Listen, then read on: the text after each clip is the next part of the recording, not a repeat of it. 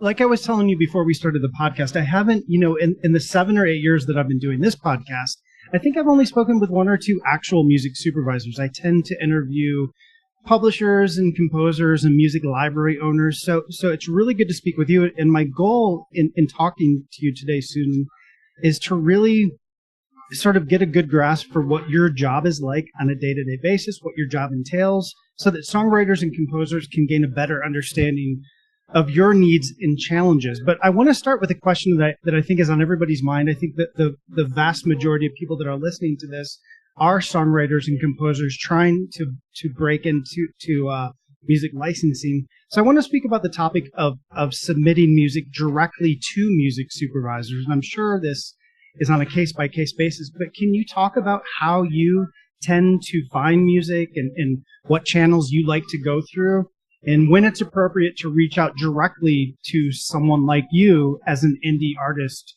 or composer?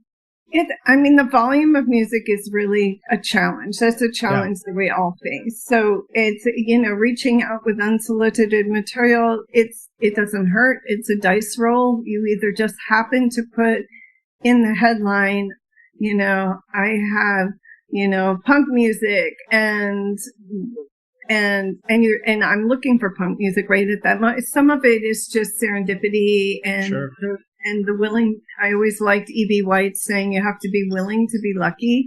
So I know some supervisors don't take unsolicited. Some I do, some I don't. It really, it's not, we always take them. It's just sometimes the bandwidth isn't there. I think a lot of the formats that are out there now through the Guild of Music Supervisors, all the publishers and the panels. I went up to a Canadian panel. There's so many panels now where there are channels and ways to put music into the film. I try really hard to always go to independent music first, and artists' own records first. Most of those are coming through people that I know or people that I know, it's just all who, there's an artist I've seen out, playing and performing, and I think they're great, and I ask them for their music and they own it. So a lot of it is just also gravitating towards things that I think would be interesting or good for film.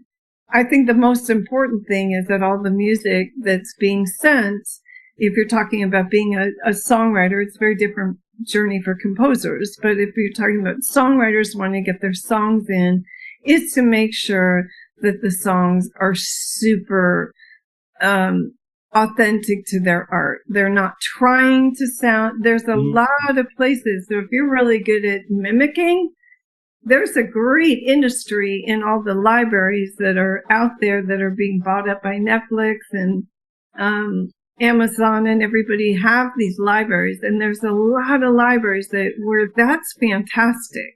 And you can make good money through there if you're good at, I'm really good at sounding like Taylor Swift. I'm really good at sounding like a blues artist. It's great.